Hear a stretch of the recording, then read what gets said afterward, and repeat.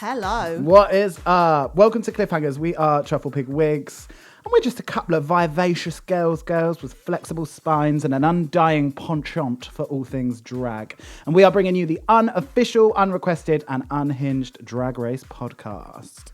In our heavily anticipated first series, we will be shrieking over season 2 of Drag Race UK for you. So let's get on with it. Yeah. A mighty little quick disclaimer about Cliffhangers is we are absolute super fans of drag, and we're only really here to uplift queer art. So taking a leaf out of the Boudet Brothers book, nobody gets to decide what your fantasy is, and although we will throw maybe a little playful shade, we are not critiquing what anyone's art is. Exactly. Our number one rule here is that the only people getting laughed at should be us. Yeah. Anyone doing drag is already a star, and nothing we say is going to change or discredit that. Try as we might. Introducing to the stage, he's mad local. It's Barney. Thank you, Ebony K, for that severe cuss. And Luki Luck, whose birth certificate is an apology to the condom factory. It's been 9 full days now since my brain has had any peace and quiet from Bing Bang Bongs. It wakes me up in the middle of the night. I go to bed thinking of it. I wake up thinking of it. I think in bings and bongs and dings and dongs. I'm losing my mind. What about the sings and songs? They're the worst of all. I know. I am so glad to see the girls skyrocketing into worldwide domination and fame, to be honest. You could say it's United Kingdom domination. Oh, it's a crossover you didn't see coming. How are you doing, Lukes? Oh, I'm okay. I'm all right. I can't get over how hot it is today. Me and Luki are schwitzing in the studio. So this week, yes, finally, Snatch Game, a.k.a. the crying game, a.k.a. more tears than London in a pandemic. I was obsessed with how they just showed RuPaul's face change from the United Kingdom's performance back to back with Banana Drama. It was like, you know, when you do the hand thing over your thing and change face.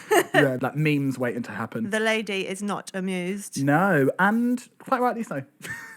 Although I do feel, obviously you'd want to be very, very happy for your sisters, but it must be so difficult just to see the way that that's blown up in the public eye and just being like, oh, I was just one choice away from being in the King Dolls. So it's straight after Joe's elimination, and it's that curse again. If you come back, you're going straight back home. I think only Trixie's the one who has stayed 1 week and then she went. Yeah. But I don't even know why they bother. No. Like, it's clearly not working, but it is a fantastic piece of production, TV production. Like, so good. Not only are you carrying on in that curse, but you've also had the chance to come back, and they've also had this massive long break and the whole added extra gutted that you've gone again. I hate to say it. I did see that Joe Black had released who their Snatch Game was. Who? They were doing Tallulah Bankhead, who, like, I know the name, but, like, first of all, not a visual clue for me at all. Like, I get the reference, but it's very sort of like grey finger waves, martini glass. Like, oh, shock. yeah. Not Joe Black doing Joe Black. Yeah. If no one is going to know who they are, then I don't feel like they would have done well at Snatch Game either, because I feel like when Jinx Monsoon did Little Edie, not a lot of people would have known who Little Edie was if they hadn't seen Grey Gardens. Sure. But there was like a whole visual thing with it that she was like, you could instantly look at her and be like, that is Little Edie if you have seen it, which a lot of older gays would have, and even some of the old soul gays. Old soul, whoever came up with that is... Or the whole souls. Really need to put them on ice. But yeah, so I don't actually think she would have done well if she'd stayed. That's my personal opinions. I mean, not one to predict futures that haven't happened, but I think she would have just been Joe Black, being Joe Black, dressed as Joe Black. Theme, hasn't it? But yeah, Tia, everyone at this beginning, after they wiped off the message, it was spicy. Everyone was really coming for each other, wasn't it? It was like, I very much enjoyed it. Yeah. We head straight into the workroom, and we're with the wiping of the mirror message, and I thought it was very weird of Tia to be like, sorry, can I just fact check that I'm the first person? It was like, it's a weird time to be gloating. I'd like to ask her, do you think you did well in that lip sync? Do you think you killed it? I guess if you've won, you've won. There's no need to dwell on bad points. It just wasn't the vibe, you know? But one thing I do absolutely love about Tia is that she, like you just said, she just doesn't seem to dwell at all on the negative of the situation. She's like, okay, that shit storm is over, moving on. Always. I don't think I dwelled enough on her outfit. When I saw it again this week, I was shocked. Need I remind you that I gave it a 2, which I is my know. lowest score yet. Yeah, I couldn't believe that. Only paralleled by the abomination of you giving Ginny Lemon's pink dress a 2 as well. Shout out to Ginny. Interesting that Sister said she's now gained confidence because she has a different wardrobe, which I thought was like... Is it because you've got a new face? Ooh, very... Yeah. She's not the only one who's got a bad attitude after their NJ, I'll tell you that. But I just thought it was very interesting because obviously they're in a completely exemplary time that's never happened to any queens before. And would other queens watch that and be like, that's really fucking unfair that you got 7, like you got to see the competition, go away, improve yourself and come back. It's like basically you're doing All Stars now. Maybe I thought that if I was watching that and I had appeared on Drag Race, I'd be like, that's kind of out of order. Sucks that you to now them. feel a bit better. Do you know what I mean? Yeah, but with exception to season 12 and 13, like you got to actually do a world tour after your season. So I think rein it in, boys and girls and days. I saw her most hilarious meme that obviously didn't save it, can't find it. Fantastic. But the top half of it is RuPaul being like, I have flown all the way here. Like, this is the Eurovision of drag. And then cut to her of the season finale of season 12 with the blue face mask on. Face it's like, cleaning. wow. Yeah. Those in glass houses. This is the elite state of drag. I don't want anything pedestrian. And it's just in like literal like purple H&M hoodie. It's like, bro. But for you. And also it's like, so this is what happens when you don't have your 50 people around you. I thought Bimini looked like a lovely little baby in a little bonnet. When it just showed her in her face, it looked like Anna May's Greaslin or whatever it's called. Yeah. I felt a bit bad for Tia, like Sister and Ellie piling on her. So glad that Lawrence clapped back for the gals. True. Clapped back for the nation. I feel like they were sort of vibe checking her though, because she was like I feel like for people that are like terrified that they're going to go home, for someone who's just like lip sync for the second time in a row, just to come back and be like really being very flippant about it, which she was, being like, excuse me, am I kind of like a record breaker? Mm-mm. And they're like, actually, you've nearly just gone and this is really fucking serious for us. I felt like it was just like not the right time and they felt a bit hot about it. But it's like, you've got no reason to be feeling hot. You didn't have to lip sync. And I know, but I feel like it's quite disarming for someone not to be taking it very seriously. She's like, do you know what, you might as well go because this is really fucking serious for me, because if I was in that position, I would not be acting the way that you were. She's perfectly entitled to act however the fuck she wants, but I felt like that was maybe where the reaction was coming from.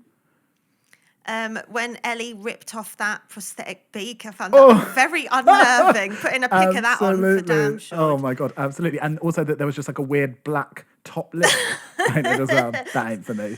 I thought, like when the winners sort of hugged and jumped up and down, I thought it was very cringe and gross that then the, I hate to say it, losers were like, oh yeah, like we didn't win. It's like, let them fucking have it. Like you'll potentially have your chance to shine, but it's like, maybe not. 3 of those girls haven't won a badge before. Let them enjoy their fucking win, you salty bitches. Oh, yeah. She said what she said. I'm saying it. So then it is a new day in the workroom, and we have everyone come in their cute, gay little outfits. Taste and Ahura looked fucking sick. Taste giving me Rhythm Nation fantasy. I believe that was some KTZ, I feel. I either read that somewhere or noticed that. I think I saw someone saying, with the vintage. Yeah. Yeah. What I loved in this is the Lawrence, I know obviously I believe it's their Twitter handle is Shady Lawrence, Shady Cheney or whatever, but Lawrence is not even shady. They're just like straight up fucking rude to their face. When she just like looked Ellie in the eye and she was like, you're not known for being funny. I literally, how dare Lawrence look straight in Ellie's eyes? How she's funny, so brutal. I know, absolutely savage, just being like, are you worried because this isn't a skill you have? Yeah. Also, Cheney, as Bimini calls her, which I might pick up. Are you into? So she has 3 wins in a row. 3 repeat and I've done a bit of matches. research. Research. Is matched by Chad and Chanel in All Stars 1. Yeah. Alaska in All Stars 2. And Manila in All Stars 4. But only one has beaten them all with 4 consecutive main challenge wins. Who and when? If you think you know your stuff. Is this any of the drag races? Yeah. Oh, four 4 consecutive wins in a main challenge. Is it Trinity? Nope. She's all over the shop. No. Wait a damn minute. Of course. Thingy. Bendela Creme. All Stars free, baby. Yeah. She bended a creme herself. Oh, of course, yeah. Sorry. I very much enjoyed when Tia was like, why are you coming for me on this day? Yeah, me too. Taves was creasing I thought as well. that's a soundbite. I also very much enjoyed Bimini's little NB Miranda Priestley coat cape as well. Did you see that? I saw the fishnet shrug arms. Little leopard print coat as cape. I thought that's very glamorous on an older woman, isn't it? Well, if you like to do spins when you enter a room, of course you're going to need a capelet. Yet you today, nothing. I don't Nothing spin, for I me. twirl. So then RuPaul Charles comes in a lovely cobalt blue chinoiserie suit. Lady Rubella. Measles, mumps, rubella. And She she is a announces disease. that it's everyone's favourite, the Snatch Game. Oh, the Snatch. The honeys are a bit worried. El Snatchio. That's because it is fucking hard. But I was going to say, would you be worried? No, because I would have prepared for this to the same level that I would have prepared my runways. This is something that we talk about this all the time, and this is something that I would have had. I would have a base, like, you know how Cracker had that book of outfits to do, wigs to try. I would have a book of Snatch. Yeah. So who would you do on the Snatch? Now I have two that I go back and forth on, but I did actually watch this thing for a third one. Now, my first one that I always go to is, which I thought was like super fucking hot before this season, was Lily Savage. It blows my mind that there's been no real reference to arguably the most famous British drag reference that we have, which Yeah. is Lily Savage. Like, but then I also thought, watching it, I was like, hold up. Me, terrible wig, no makeup, school uniform as Jamae. Do they not have to be UK people? I don't think so. Is that just... Because I think they always are. Oh, no, I suppose because Thingy did Trump. Yeah. Because I've really been narrowing my options to UK-based. So before, I didn't think you could do characters. Yeah.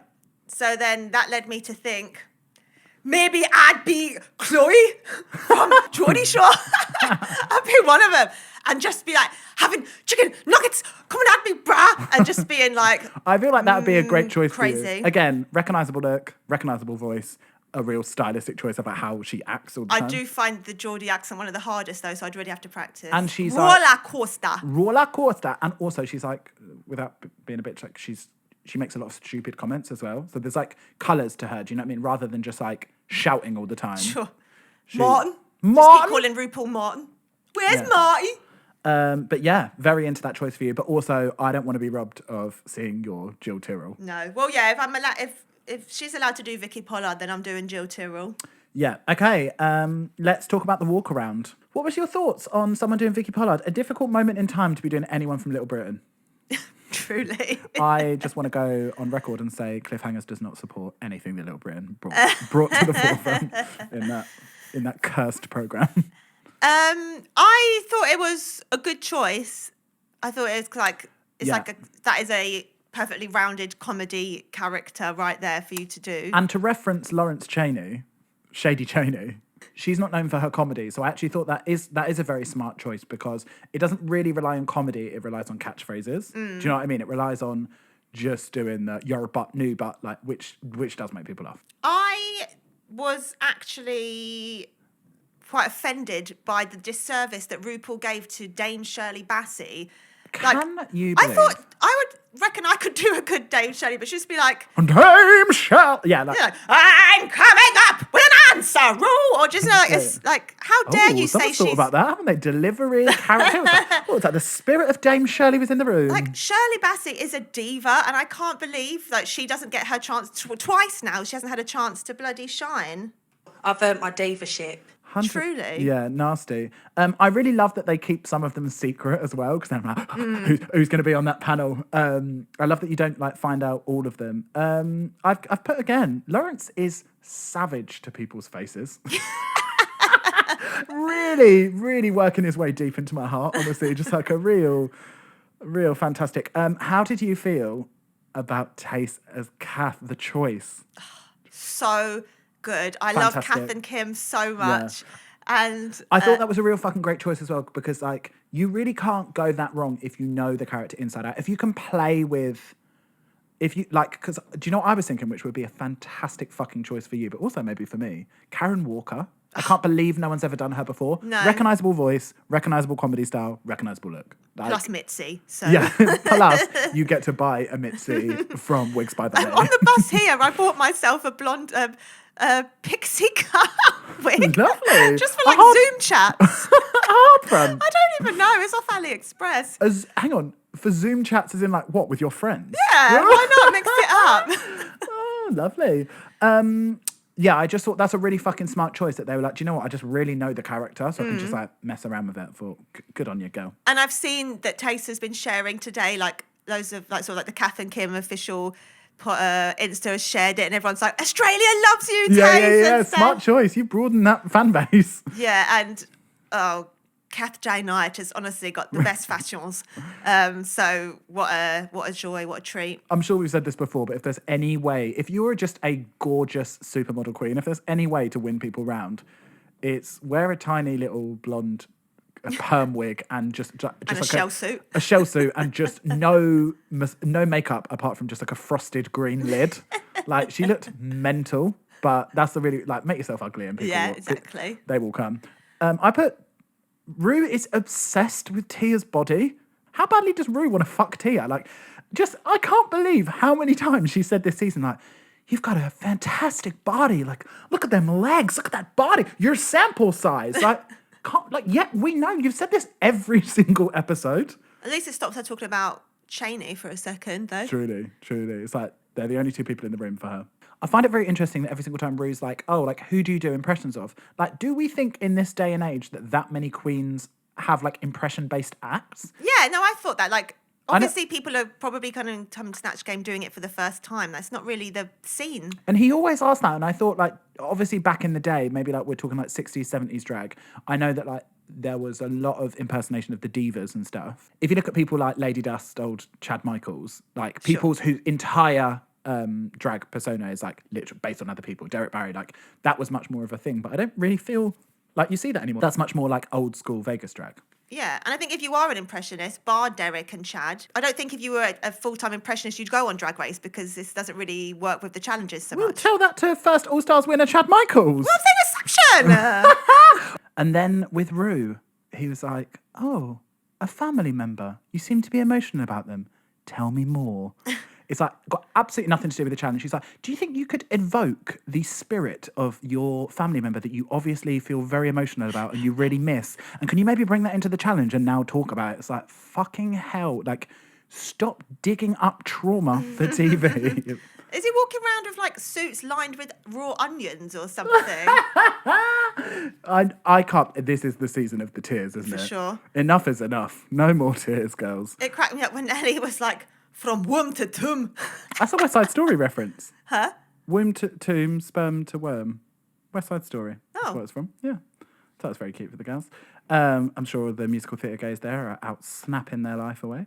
I feel like Rue really fucked up Lawrence by basically saying you don't need to do anything, just do you. I know. He was like, yeah, like don't even bring a character, just be Lawrence but in a wig. And it was like, how unhelpful. ... We'll see how that turns out. Spoiler, not good. Bimini, I just knew it was going to be good. As soon as he was like, who are you doing? As soon as she went Katie Price, I was like, this is going to be a fucking sensational. I just know. It was like everything just slotted into place. I couldn't think of anyone more appropriate. In a velour tracksuit and that double-stacked black wig and a lovely rub-on tan. It's the wonky tiara for me. Do you know what I'd like to see? You may say I'm a dreamer. I'd like to see an end to Rue's emotional talks with the girls. There, I said it. Like, there was like 9 on this walk around and there's only 7 contestants left. Like, It was by the end when he was, who was he talking to? And he was like, do you know what? Like, oh, when he made, first of all, when he made Ahura cry and then was like, you're so powerful now. It's like, no. Yeah, it's like this moment that I have given you has changed your life. We do a dangerous thing in TV, as we saw with... Us producers. Yeah. We do a dangerous thing in British TV, which you saw with... Who's that one that looks like a hobgoblin? The one that pretends to be a doctor? You. No. Gillian McKeith. Fuck off, Gillian McKeith! No, him that pretends to be a psychiatrist doctor that got cancelled. Jeremy Kyle. Jeremy Kyle. we do this thing where we pretend that all people's advice is very powerful and invaluable. And I feel like someone in the beginning of the season was like, oh, Rue, so spiritual, so wise. And now he really imparts this very sort of Tumblr basic neo-spirituality on them, being like, oh, you're so powerful now. He's like, actually, you've just really opened a wound that's probably going to make him feel very vulnerable for this whole episode. Like, he clearly needs someone to talk to. And as we've seen by multiple reality TV shows, like, when you open these wounds live on telly, like, they need help. They need to talk to someone. Like, don't just be like, you're very powerful now, on to the next one. We need a mind medic on set now, please. I hope these girls are getting the proper, adequate, like, psychological care that they need to be in such a high-stakes environment. Yeah, I don't know why they push this whole, like, we need to see a vulnerability. Do we? Just show me a fucking... Just have an eyelash. Kickball change and a shimmy. Just have an eyelash hanging off in the lip sync or something. You saw it. Taste, what was that, second week? Vulnerability, honey. Main challenge, do we go on to? No, I've got a couple of things. Go. Found it more than a little shady. What was more than a little shady? RuPaul saying to Ahura, well, let's see if you can be funny. It's like, she's proven to you she can be funny. Innit? And you took that away from her. And no one writes her lines. Your move, RuPaul. Also, thinking about that made me think, oh, imagine Ahura's Essex character and Bim Bimmer's Katie Price doing some ASMR together. Fantastic. I was very distracted by those aggressive breastplates in the background during Ahura's heartfelt moment. You know, like in Wizard of Oz 2, when she's got all them faces? Yeah. It was like that. Yeah, it's really It's like that. awful. The ones that Ginny was wearing, just like hard as fuck. Just like titties hanging in every single coat hanger in the background. I loved as well at some point when Lawrence was like, they're chips. They're fun bags. I was like, more fun Chebs on the BBC. Shouts for the Chebs. Yeah, absolutely fantastic. And then Rue announces that special guests are going to be the GC. I would have screamed the house down, Crocs. So then we move into the Snatch Game, and we need to talk about GC. She's getting a lot of hate. She is getting a lot of hate, and let me tell you why. She brought absolutely nothing. I thought it was a complete waste of a guest. I thought literally anyone. I'd rather have had literally anyone back. And I thought, what has happened? Is she what? Well, I have my personal beliefs on what happened. What did you think? Well, my friend, superstar hairstylist Tom Berry, who we're actually catching up with later, Yes. told me in advance that Jem sometimes is quite subdued on TV shows, which I do kind of understand, because the things we love about her on Towie is her at her like emotional like wit's end or smashed off her face. And if you're then going to go on a program you really like, you're probably going to want to act a bit better. I've got a couple of things for you. Go. So, first of all, I thought that she was completely out of her depth, and I thought the reason that she was acting like that is because she couldn't take... I thought it was just like a very immature reaction to, like, she can't take not being the centre of attention. Oh, really? Yeah. I call shade. First of all, she didn't have any comedy. Like, nothing she said was funny. Oh, I thought it was quite funny when she was kind of translating for Rue, like, that's a wank, a bell end. I thought that was quite funny, but... And I thought that, I just thought that the vibe that she gave me is that she didn't know how to act, because people are like comedians and actors, and everyone was just riffing off each other and bouncing, and everyone was trying. She's not a comedian. She's like someone that people laugh with and at. And I think that she was just completely out of her depth. And I think that made her uncomfortable, because I think there was an expectation of what she was going to be like, and she just didn't know how to rise to it. Yeah, and it's unfortunate to be sat next to Michelle, who is just like so Bounce, effortless and just like so relaxed. And can I also say that I heard on the grapevine that she was an absolute nightmare. Oh, in the really? studio. Yeah, apparently she was ordering the runners about. Apparently she was just a complete and utter diva. You could say. I've earned my diva shit. But has she? What is she famous for? What has she done? 10 points to Michelle Visage's diamond mole. Love. Obsessed with that, putting a pic of that on the thing. Not like you didn't see it anyway. Okay, so for Snatch Game this year, we got Tia giving you Mel B, Sister doing Sally Morgan. No fucking idea who she was. Absolutely no fucking clue. People always love doing sidekicks, and it doesn't usually go down very I great. can't say it's ever gone down great. Cheney was Miriam Margoyles, aka Professor Sprout, for my potheads out there. Who, can I just say as well, like, if Rue hadn't had this conversation, Miriam Margolyes is like a fucking brilliant person to do for Snatch Game. It just didn't work out for Lawrence. For anyone that's ever seen her in an interview, like actually she said that she was Miriam Margolyes, I was like, she's gonna win it. That's such a brilliant choice. But maybe she's actually not well known enough. Maybe you really have to know her, like. I mean, I've never seen an interview with her, but like she's her. Really famous for her outrageous interviews because whenever they get her all the time on Graham Norton, Alan Carr, all of these different things, even when she hasn't got a project, just because she's the best at interviews, because she just says fucking outrageous things. She'll be sitting between Brad Pitt and Cate Blanchett, and she'll be going to Cate Blanchett, my pussy was so sodden because I was so covered in smegma. Like, she just says mental things. She's like, so I popped his cock in my mouth. So she's not a lesbian? I've just seen that, a thing that she spoke about before when she sucked. She's not a grade A lesbian, fine. Grade A. What do they call it? Gold star. Gold star. Yeah. And what is it when you've been caesareanised? That's gold star. Okay, so what is it if you've just never lain with a woman? As God intended. Maybe is it like platinum level if you're caesarean? Maybe gold star is that you have never been with a woman, and platinum is if you were caesarean. I ain't even touched a puss. I fucking hate. It's so gross. Continuing on, we have Ellie doing Vicky Pollard, Tace doing Jane Turner, aka Kath J. Knight. Hello. Ahura doing Louis Spence, and Bim Bimmer doing Kelly Price. Bim Bimmer! Who has got the keys? First of all, why is Tia just doing a Bo Selector impression? Like, not even. It was. Like, she was half Bo Selector, half her normal voice. I would have been happier if she had done Bo Selector, like Mel B through the eyes of what's his name, Avid Merrion. Yeah. Yeah, like. It's like, where were your Spice Girls puns? Where was the leopard print? Like Alan Carr said, just fucking throw a peace sign up. Like, what's wrong with you? Where's Shirley Bassey? Bring us Shirley. My worst thing is I really hate when people do this in Snatch Game when she's like, oh, I redacted that part. And she called her dear at one point. It's like, you can't use your own words. Like, you think Mel B would be like, yes, I redacted that. No, what the fuck? No, like, that, it takes you out of the fantasy completely. You're not doing a recognisable voice. She's got like she's a Brummie, isn't she? Yeah. Yeah, such a recognisable accent, which you didn't use at all. Like, I just thought that, for me, that put the dick on flop. And yeah, fantastic use of Eddie Murphy in regards to the BBC, but like that should have been the one, like you didn't need to mention him every time you had a question. Do you know what it reminded me of? It reminded me a bit of Max's take of Sharon. Luki. Disgusting! Luki has jumped out of her skin in the studio.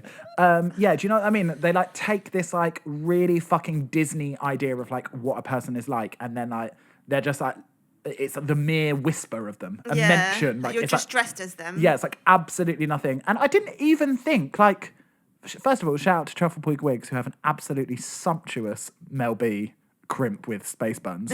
But that is soon to be seen on TNT's Claws on the TV. Although, please don't order them because we hate doing them. Yeah, we really fucking do. But, like, she didn't have, like, the famous Mel B hair. Was she wearing leopard print? She was wearing kind of like a pink coat with like orange like collar and stuff. Like I can imagine Mel would have worn that, but it's not iconic. Yeah, but wouldn't you go like iconic? It'd be like doing Jerry. Well, it's because she hadn't planned to. RuPaul just fucking bullied her into it because she told her that Shirley Bassey's got no personality. But then why not just do Shirley Bassey? Like, exactly. It's so ridiculous. Because that whole sell thing it is to like, Ru. Well, yeah, but then when Ru tells you something, if you don't do it, Prove and then her it's wrong. always going to be like, fuck. Well, whatever. So awkward when people go into these like long speeches. I'm looking at you, Cheney, that just like no one's buying, no one's laughing at, and yet you still like pursue it in the hope that one day someone. Be a joke in there. Yeah, it was difficult. But then you also don't know. I don't think in the studio you can really gauge how well it's received, apart from whether Ru's laughing or not. I don't like. There's no audience. The other characters can't laugh with you. Like everyone's shoulders would be shaken with silent laughter if Luke's is on the panel. I fucking screamed when I saw Ahura. Oh my god! I've got a lot of opinions about this. Absolutely fucking fantastic. Like I used to be really against, like not against, but like I did used to question why anyone would ever do like a non-femme like for Drag Race. Definitely femme. Yeah, well, sure. But like, I always thought like, who was the first? Was it Little Richard? Woo! Maybe. Or maybe there was one... Oh, yeah, maybe that was the first. And then I always thought, wow, you really went on Alaska in the Kids TV challenge, but here we are winning a Snatch Game. Yeah. And I thought... but now I absolutely love it because it brings a bit of spice and a bit of... And especially someone as like, smartly... men. Especially someone as smartly chosen as... Like, to bring the drag element to a male character is fucking great. Like, because he is drag. He is in drag. And he literally was in drag. He was in like a rhinestone leotard.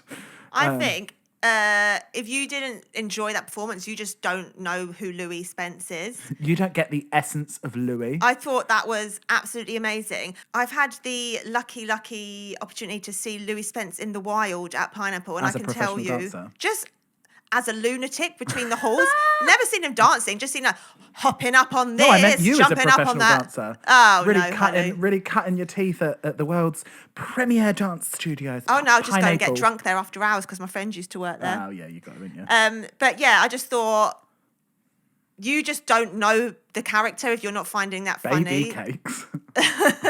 I thought that was great. I thought it was fucking fantastic. I loved it. I was like, belly laughing. At Yeah, it. I didn't think the speech impediment was too much. No, I was not spot on. His The legs speech were impediment great. is mental. Yeah, like he looked like him somehow. Yeah. I just want to say, Bimini, perfect.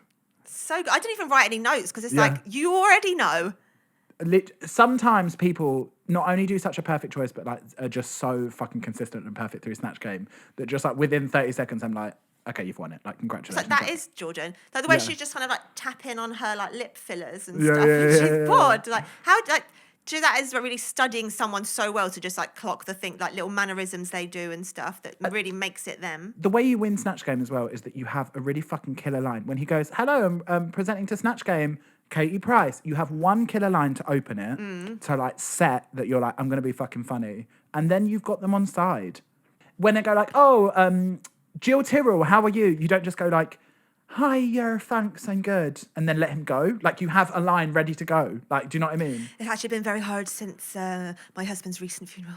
Yeah, exactly. Do you know what I mean? Like you're just ready to go. And yeah, I just thought Bimini was perfect. Also, did you see that on his Insta, someone had put like BAFTA and then the BAFTAs commented on it being like, yes. There was like the Hunsnet or something did it, and then they commented with like the trophy thing. And I saw someone as well write online, which I really fucking agreed with, that the reason why Bimini and other queens are so successful at Snatch Game is if you're like respectful to who you do. Like obviously like you're highlighting how ridiculous they are. You're mocking them in some way, but you don't punch down. Well, it's because if it comes from a place of love rather than like I don't like this person, but I'm going to do them. There's so many jokes to be made about like a lot of the awful things that have happened for Katie Price that would be real like low blows. Yeah. And I just think that actually all of it was like super respectful to her. Like it was just funny, and I feel like if she saw that, she wouldn't be mad. No, I feel like Pricey can laugh at herself. Pricey.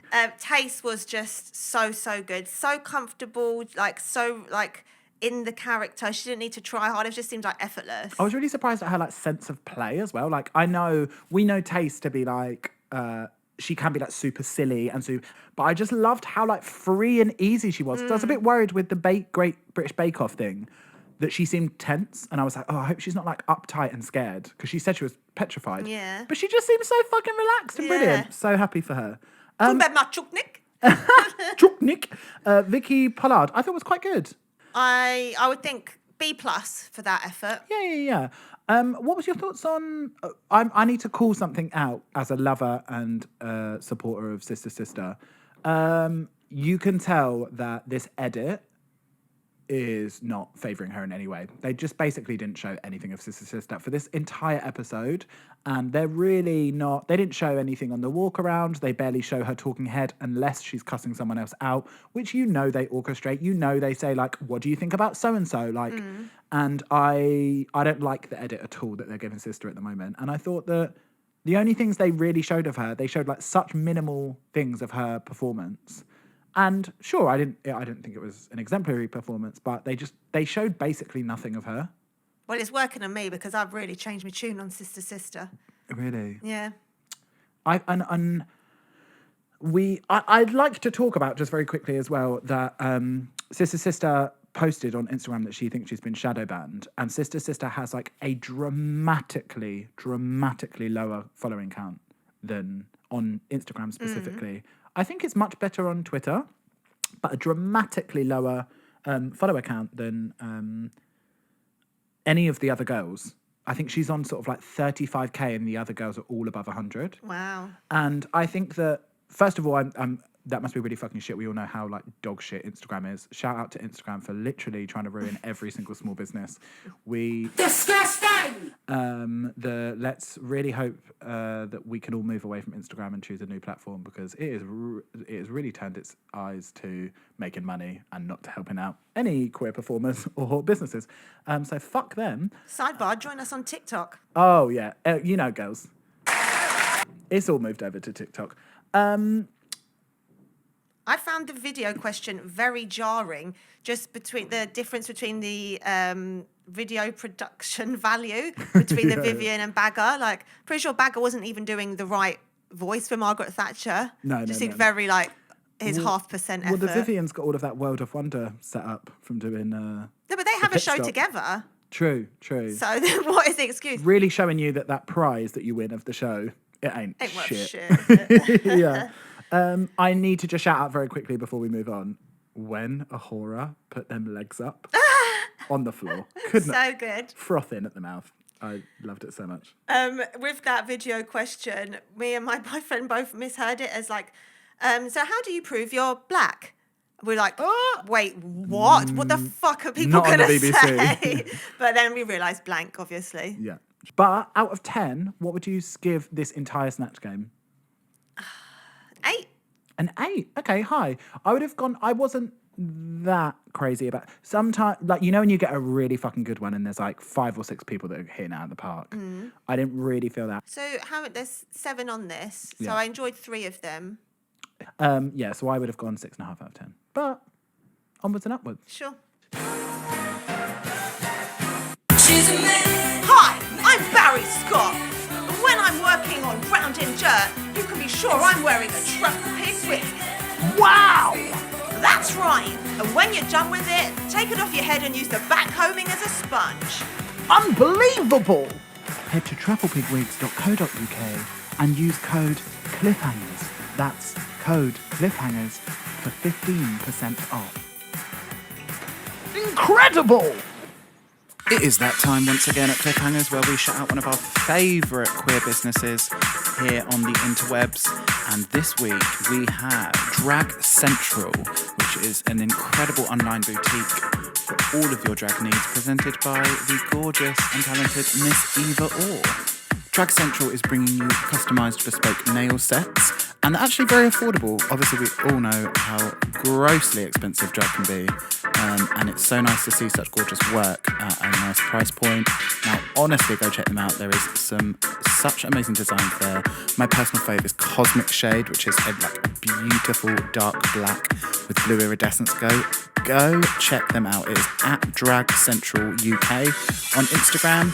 And also go head over to Miss Eva Orr's personal account as well, because not only does she do discounts and codes over there on her drag account, but also just go show her some love. It's Miss_Eva_ORE.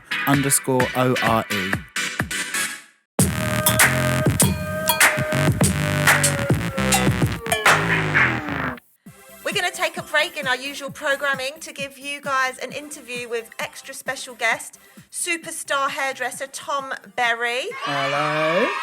He has been in the biz for 20 years.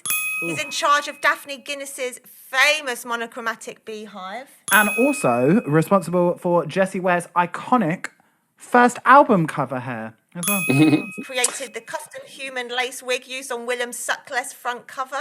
And also styled Miss Fame's platinum bob wig. You might have seen it at DragCon UK 19. Has recently been taming the golden locks of the one and only GC. Oh, yeah. And most notably, he does my hair, doesn't he? It's Tom Berry. Oh. How are you, babe? Stunning as usual. The sun's been shining today, so that always makes you feel better, doesn't it? Shout out to Tom Berry, who introduced Luki, who then introduced me to the #1 hair magic trick, which is Schwarzkopf silhouette spray, the black spray of death. Yeah, The Thomas Black called Death. it Black Death. Absolutely. I Mainly mean, because I think, the bottles are so big, you could literally bludgeon someone to death Yeah. with it. yeah. I mean, I know kind of the Got to Be Glued is the go-to for any queen worldwide. But But that's the finisher. That's once everything is in place. absolutely. I mean, the Black Death is just, you need some in your life. You absolutely need some in your life. So what a perfect episode to have you on, having done the hair for two of the guests. Both absolutely lovely girls. Jessie, I worked with a while back before anyone really knew who she was, and she'd just kind of done her thing with Disclosure. And yeah, Gemma more recently, she's got amazing, lovely long blonde hair, and it's always a pleasure to blow dry her. I would argue, though, Jessie wears most iconic hair look. I would agree. I can remember seeing that on the tubes and thinking, that's it. The profile, it was shot by a really amazing photographer, a good friend of mine, Paul Scala, an Australian guy. And it was styled by Sonny Grew, who's an incredible Dutch stylist. He lives in New York now. I think we were all kind of at the beginnings of our careers and not really kind of made much dent in the industries. And then obviously Jessie got signed with Sony and went kind of mega. And I'd say you invented the anal bead hair, no? Yeah. That we're seeing on the runway constantly these days, just by Got Mick the other week. Absolutely. So what did you think of Snatch Game this week? Snatch Game was an interesting one. Who are your tops? Who are your bottoms? Bimini, of course, babes. Her Jordan, her everything about her was amazing. That the lip movements. She's quite possibly Jordan's half sister, Katie Price's half sister, and obviously Taste was great. The wig, the makeup. It was nice to see her in makeup that wasn't beautiful. Nice to see a wig that wasn't beautiful. And moving on to the bottom, obviously, kind of Tia's Mel B was very disappointing. I think her wig needed some Mel B highlights in. Do you know what I mean? The hair. We said this in the pod earlier. I mean, why not iconic? Yeah, she needs. Spice hair. Absolutely, there should have been more definition. There should have been some chunky slices in there. Yeah. It was just, lovely zigzag parting. Yeah, it was just kind of it was uninspired.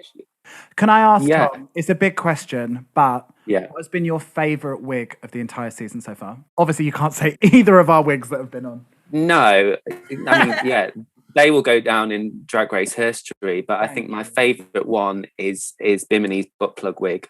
Obviously, kind of. Love. Obviously, the balloons didn't go to planned, but the hair was just. It was the structure which kind of really it plays to my heart with Daphne Guinness's hair. It's all about the sculpture of the hair, which really gets me going. I believe I might have seen on the gram, on the Twitter somewhere, that underneath there was polystyrene balls. It wouldn't surprise me. Obviously, when you're creating shapes, you need to have something that's light. And that you can mold the hair around, you can stick it to, and so that it's a lot of the time when hair is heavy, when you've got a lot of hair there and you've got hair pieces in it, so the padding needs to be light. All right then. So what about your worst wig of the season so far? Worst wig, I mean, I don't want to be calling anyone out, but I've not really seen any massive major styling on any of Tia's wigs. They've all looked really cheap and they've all looked kind of just not thought about, not cohesive with the rest of the looks, and just quite sloppy. Sorry, Tia. Would you give any advice on what she could do to zhuzh up these flat, sad little guys? Throw them all away, start again. I mean, I think especially with synthetic wigs, and I know, Guy, that's what you guys work with. They're great because they hold kind of curl and styling them, but you still need kind of to put that base in there as well, that scaffolding in the hair, so it doesn't just kind of fall flat and stuff. So things like texturizing powders are really, really great for building that scaffolding for when you're kind of putting the back combing in and stuff like that. And yeah, just a good brush, really. You can buy a cheap synthetic wig and make it look £300 just with a little bit of work. Obviously, with the synthetic wigs that come maybe pre-styled, get your steamer out and restyle them and kind of make them yours rather than just pulling them out of the bag, not even shaking it and plonking it on your head. So and this isn't just taste. Taste. Sorry, this isn't just taste. No, this isn't just tear. Apologies. I was gonna say you are cussing out on the pod them 40-inch human hair units provided by Stephen Austin Hair. Exactly, Taster's wigs are always amazing. Especially the most recent one. Yeah, definitely the one this week, I feel. Definitely, absolutely. We have quite a few baby queens in our midst. In your supreme knowledge of hair, what would you suggest if you are styling a synthetic wig for the first time? What would be an easy style to go for? Hairdressing is all about creating shapes. You put a texture in, you create shapes, and just have a play around with lots of different things. It is very easy just to get lost in a style and to be like, oh, just chuck a few pins in, and then without thinking about what your vision is, what you're creating. So having that vision in your head about where you want to go is always the most important thing. And then kind of rewinding from that vision and thinking, like taking it apart in your head and thinking, okay, so how would I start that? Would I need a pad in that? Would I need to secure a bit of secure it in the middle with a ponytail first, and then maybe pull hair around the ponytail to disguise it? Because a ponytail is always a really great way to start a style, even if the ponytail isn't going to be seen. So you can take a small section around your crown, secure that, then you've got something to secure the rest of your style into, whether you're securing pads into it, whether you're just bringing the rest of the hair onto it. So what about the gals out of drag and their hair? Are we seeing any running themes this season? I mean, we've got to look back right to the beginning of 2020, I think, to get the inspiration of where I think a lot of the girls have got their hair vibes from. Tiger King with the mullets, and you know what, I'm guilty. I had a mullet for the whole of 2020.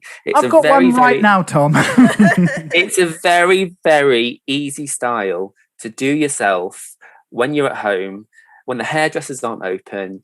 Get your sides off, get your thin scissors through the top, chop it up a little bit. My housemate cut mine drunk on Christmas Eve. Thanks a lot, you idiot. But do you think even with my flat and fine hair it would look good? Absolutely. Would I have to put like stuff in it, products? Stuff. This is a wig stylist that's like things. Would I have to put stuff in it? With any style, you're only going to elevate it with products. So whether it's just chucking something in like a sea salt spray when it's wet and letting it dry, then you've got that texture, you've got that scaffolding in there when it's dried. You don't have to blow dry if you don't want to. You're going to get more out of it if you blow dry. A mousse. I love classic products.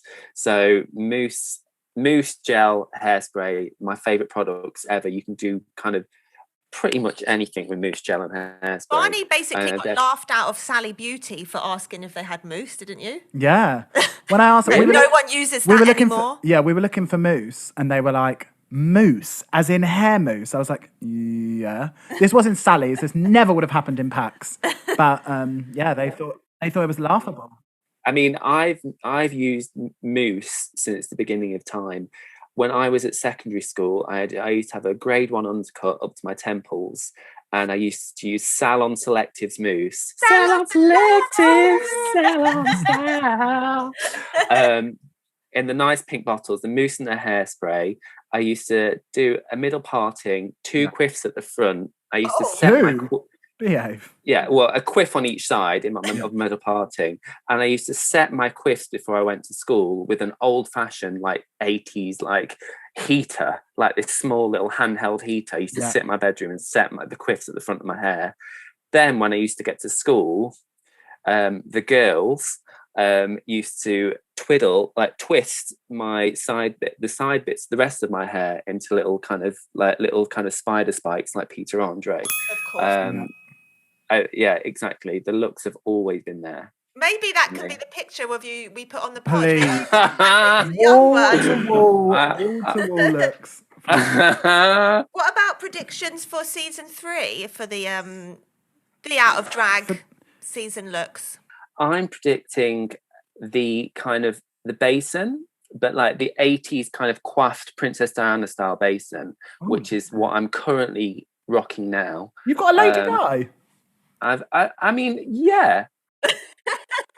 She was my inspiration. Yeah. But kind of obviously the basins were huge in the 60s with the Beatles and stuff like that. They were styled very natural and very straight. Is there a difference between the basin and the bowl cut? I guess no. I mean, the basin, the bowl, the page boy. The page boy is kind of what it almost evolved into in the 80s, when it was kind of like dropped down to the back and stuff. Tom, I'm scared to ask you, but who do you think is next to go? The two that aren't giving me enough, which I think I would like to see in the bottom two, would be Ellie. I think she's done all she can do. I think there's only so much you can paint a beautiful face, but she's kind of there's not a lot more substance there with her. Obviously, she is a great seamstress and stuff like that, but I'm not getting anything new. Yeah, agreed. Sister isn't really doing it for me anymore. I think she went up in my stakes, but I think she's I don't know how much more she can give. Obviously, I think she's gone away and she has kind of tried to reinvent herself. So let's see what she gives next week. All right, then. So who do you think would win? I think Bimini, as I know you guys love. For me, I think she's the people's princess. I think she's the crowd favourite. She's the rough diamond, and I think she's relatable to so many people that she just does herself. She doesn't take herself as well. She's not just one of the gals. She's someone to really look up to. At the same time, you can't deny Taser's beauty, fashion sense, body. I mean, she is the ultimate Barbie, but at the same time, she doesn't take herself too seriously, as we've seen in kind of the Untucked and stuff. Tom, what would you have done for this week's runway, prehistoric? You know what? As much as I didn't appreciate Tia's kind of finished look, she's the only one that did a dinosaur. And I can't believe there wasn't any more dinosaurs there. I mean, surely Land Before Time was everybody's childhood movie. Sarah. Yeah, Sarah. Triceratops would have been amazing. The thing is, though, as she showed us, that really requires some elevated...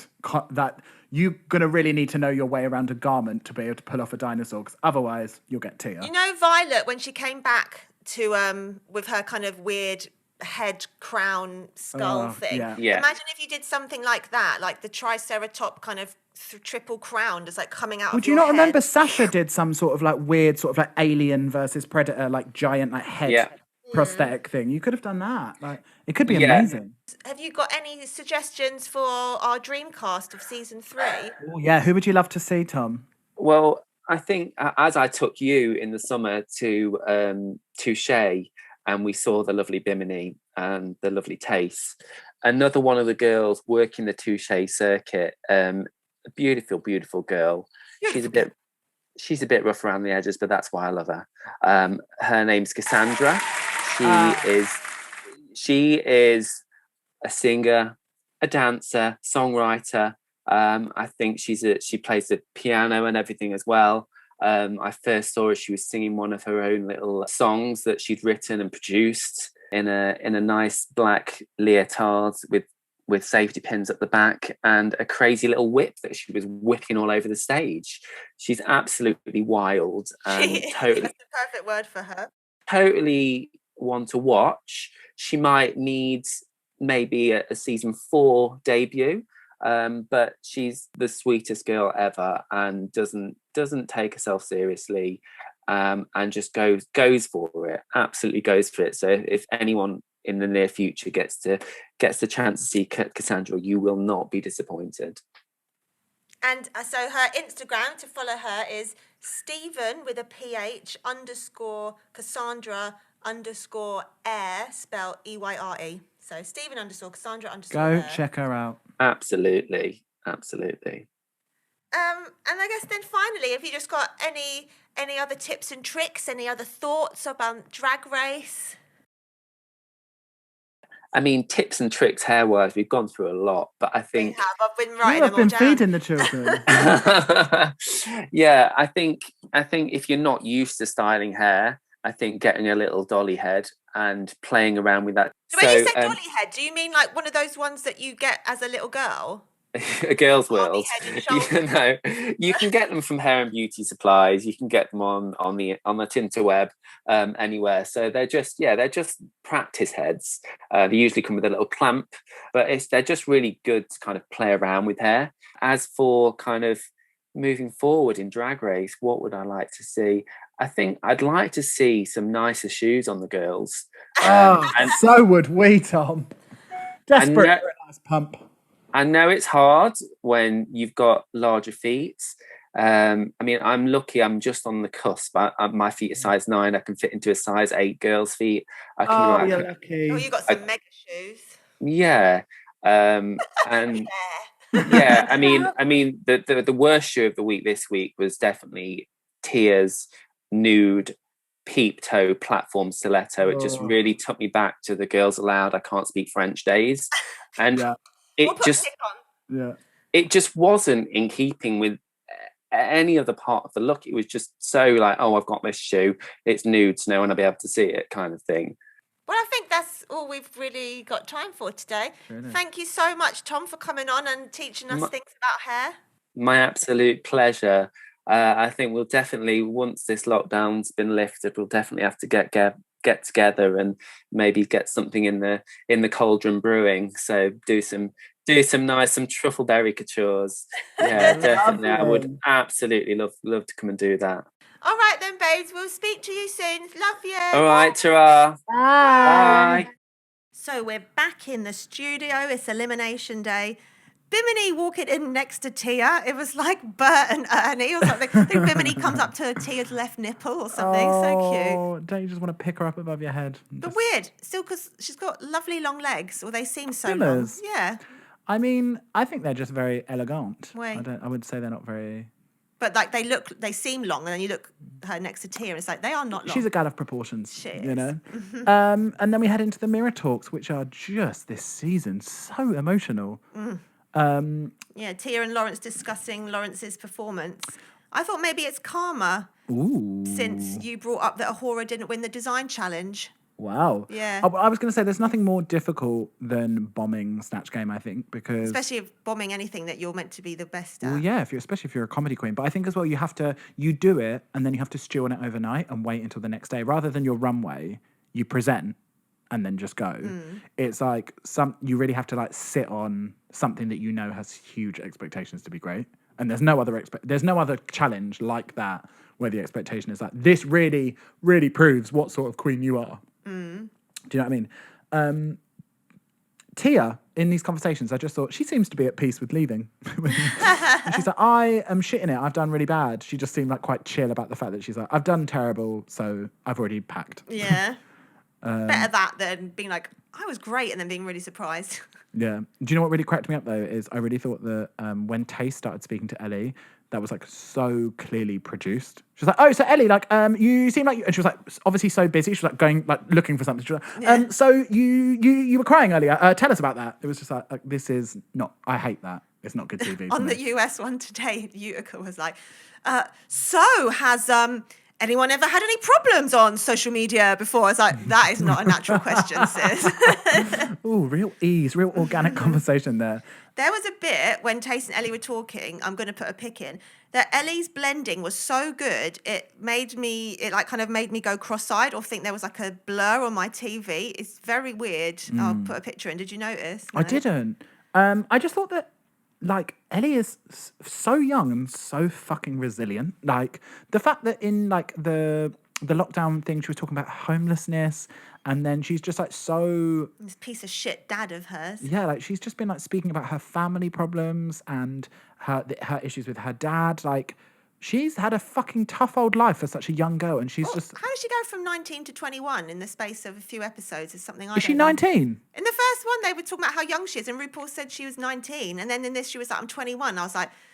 So if maybe she was right before her 20th birthday when she 2 went + 2 in. = 4. Yeah, but still, there's still not enough time for her to have gone up 2 ages. So No. je suis confusée. Maybe she was 19 when she applied.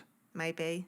And then we head to the main stage. And our guest judge this week is not only the Tooth Fairy herself, Alan Carr, who we love, but our gal Jessie Ware. What were your thoughts on Jessie Ware as a judge? I thought she was fine. Yeah, I thought I thought she seemed kind and nice. And Yeah, I she thought seems looked like a great real as well. nice egg. Yeah, she looked great. And just obsessed with Michelle's waves in that lovely grey hair. I just thought it was lovely on We her got face. 2 hair looks from Michelle this week, which We is did. very So nice. lucky.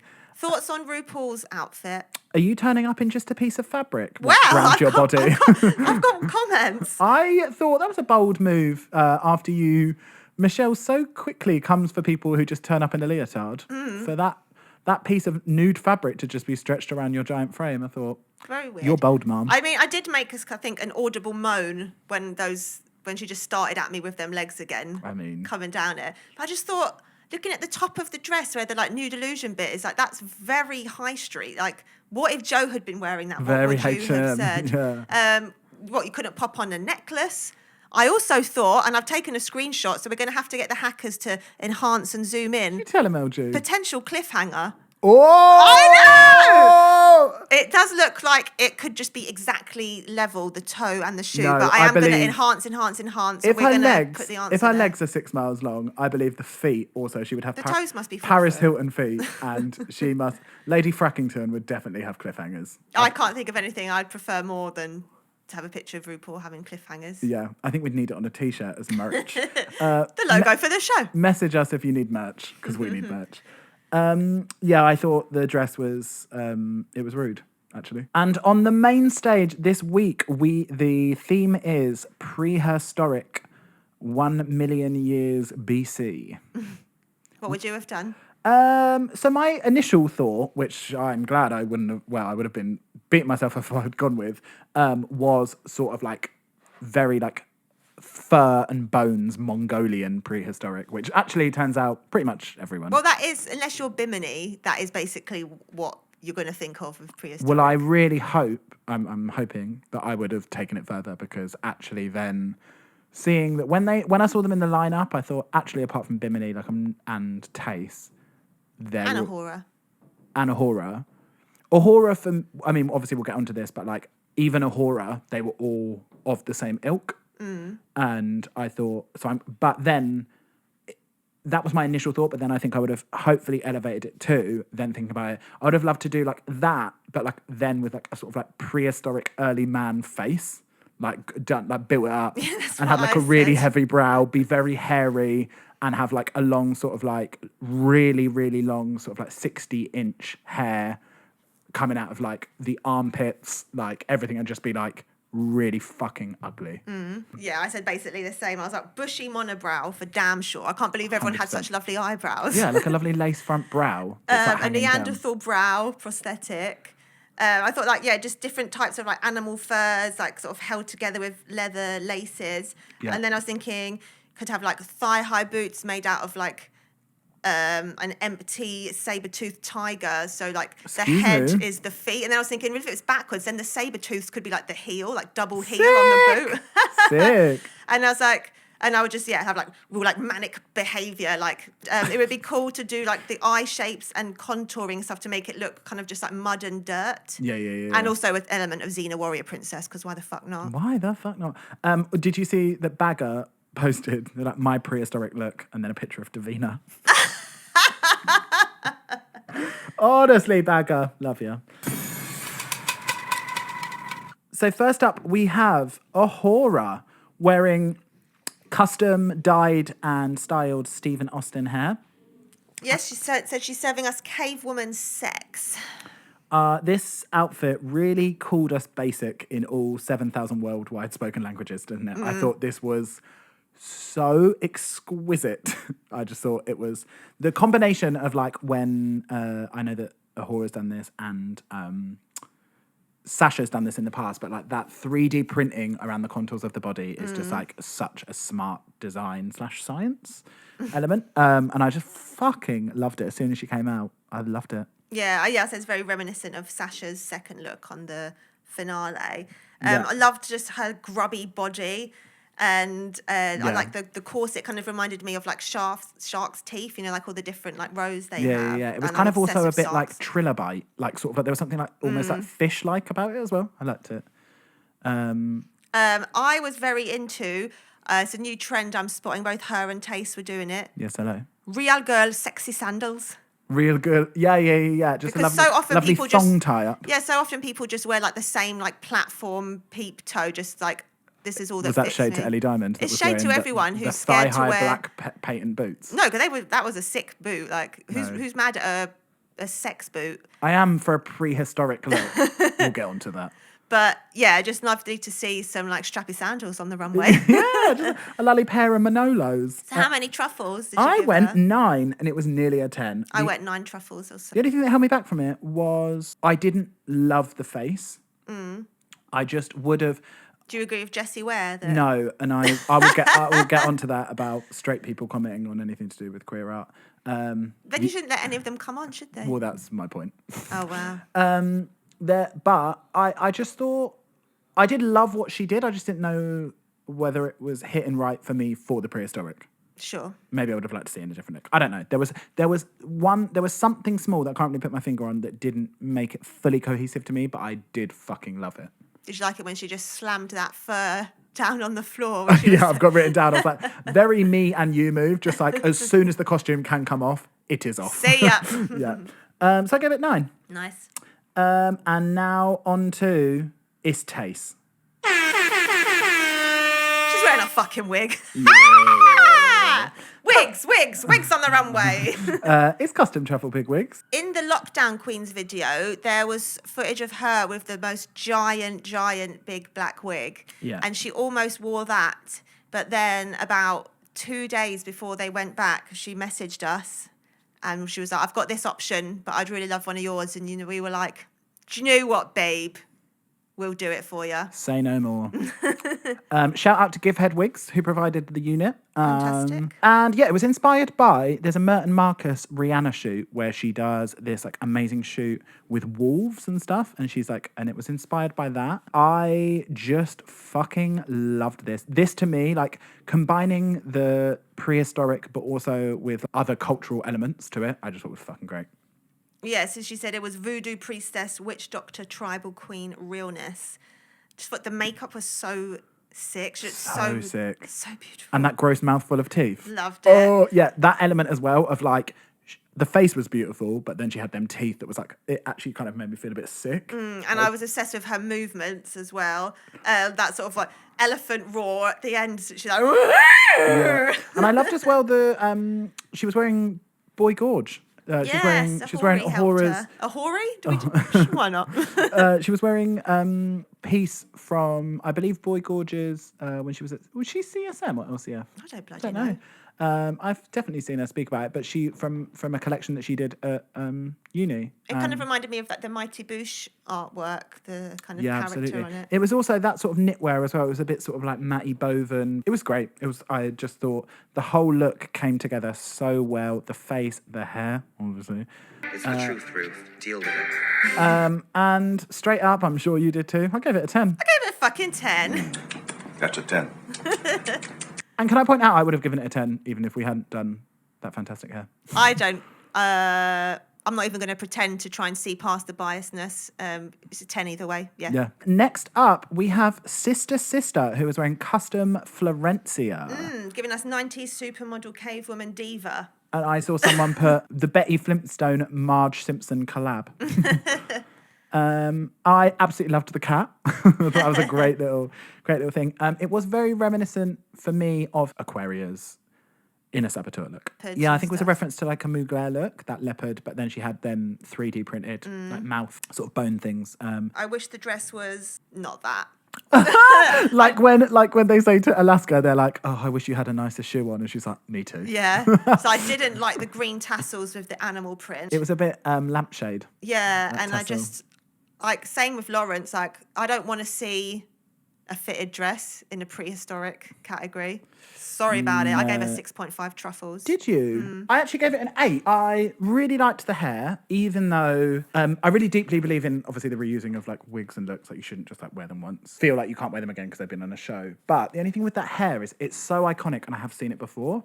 And Yeah, it was her promo look, isn't it? I wish I'd seen it on the runway first, because I feel like I would have gone much more crazy about it if I hadn't seen it before. Same. But That's the wig was what was making it a 6.5. It would have been less if that lovely beehive wasn't there. Sure.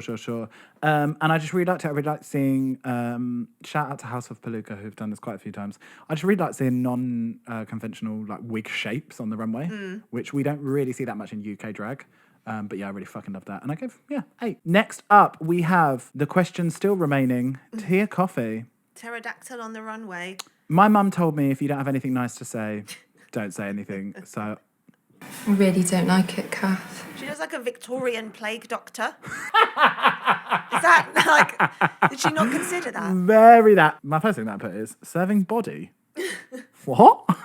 Does she know how you serve body? I think just Who is there she was serving it to? lycra. Not us. It was just so weird because I thought, what? Like, I was actually genuinely confused by it. I had to like go back because I was like, you're not in anything form-fitting. You've got webbing between your arms and your body anyway. Like, how do you think you're serving body? It was just really confusing to me. I was like, what a strange thing to say when you're in something that's so completely shapeless. It's like... Well, I mean, it was tight on her torso, but that... No, it wasn't because she had the wings. No, but you could see, like, her body. I didn't. I just... I gave it a 3 truffles. Rhinestones does not an outfit maketh, unfortunately. Like, that can't be... Not that pathetic amount as well. There's only about 200 on there, probably. You need thousands if you want it to bloody I need some work. fucking Aurea Borealis.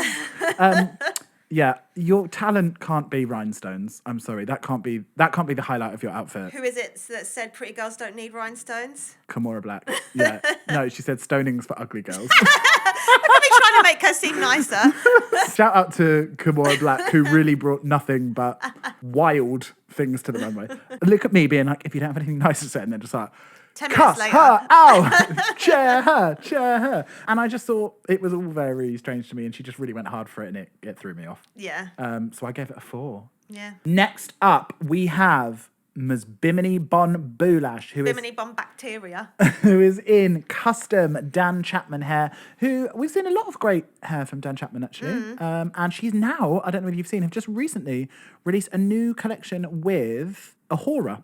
She's doing some sort of like collab with Ahura with wigs, which is that she just really does fucking gorgeous finger waves. She's really, for a British wig stylist, she's really the person that you would go to for like nice sculptural hair. I really thought you were talking about Bimini then for ages because you were saying she. The We're- royal she. We're all she's to me. I just want to be transparent and say, Bimini Bon Boulash, you need to be more considerate, as I have asthma and you took my breath away. Honestly, can I just point out that Please do. it is ludicrous for a drag race queen during a pandemic to be getting a garment made that is referencing Couturier Iris Van Herpen's silhouettes. Like, when that came out, I was literally like, oh my fucking God. Like, That was by Ricky Lee Dreyford, by the way. there's one thing being a queen that is like referencing like contemporary fashion, and that's obviously fucking fantastic. But you don't come out and be like, oh yeah, you know that really famous like high-end couturier who their work takes like 100 hands and millions of hours, and you've like referenced that in a fucking gorgeous way that looks constructed and incredible. Like, I couldn't believe it. I thought it was the techniques that it takes to make an Iris Van Herpen dress. Like, what? My favourite bit was when she was like, if you don't get it straight away, read a book. Like, yes, thank you. Why should we bow down to your stupidity, general public? Yeah, exactly. Learn from me. It's like, if you don't like the shape of this dress, then go argue with your mum. That's really your problem, not mine. And also shout out to the Natasha Marrow shoes. Did you see them? Them like vegan amazing. leather. Yeah, of course. If she doesn't get some sort of like vegan food endorsement after this, then heads will roll. I need her to be the new face of like Linda McCartney sausages. I remember a few years ago, they had loads of burlesque girls do auditions to be the new face of faggots. So there's no reason that Bimini couldn't be vegan faggot. Yeah, absolutely. There are certain words that I think sound stupid coming from my mouth, and I don't like to say them too much, but I'm going to have to use two on Bimini's. Yeah. Beautiful and ethereal. Not just bringing outfits to the runway that like fit the criteria, that like every single fucking time, to me, she just goes above and beyond. Yeah. She's never bringing, you know how we're always like, oh, maybe I would do this, but like, oh, 3 girls have done it. Like, she never even skates close to doing something that anyone else has tried. There's been no attempts at outfits that have been nothing but unique. I just fucking love her. And you know what? It's never been... I normally, in Drag Race, have such a clear idea of who I need to win. I have one person that I fixate all my hot, potent sexual energy on. And this time, it is so tied between 3 people that I can't bear it, that I'm like... I'm actually dreading the finale coming because I can't really see any of my honeys go. No. It's going to be fucking tough. Basically, I gave her a 10. That's a 10. Basically, bitch. I gave her a 10. Run the clip. That's a 10. Absolutely. This and Taste's look for me was just a real fucking highlight. And how many... I can't wait to go back and do... Maybe I'll do a lovely table and put it up on the gram. I need to see who got the highest scores overall, because I'm pretty sure I've given Bimini a 10 pretty much every single week. Just absolutely fantastic. Next up, we have Lady Shady herself. It's Lawrence Chaney. Lady Shady, Lawrence Chaney. I really like the teeth. Loved the teeth. That's a very... Shout out to you. Meth. Shout out to Meth. Yeah, I loved the teeth. I loved the Diamante rips. Called herself Cavewoman Realness. It wasn't, honey. It was the same silhouette you're giving us every time. Yeah, you got body, but 6 truffles from me.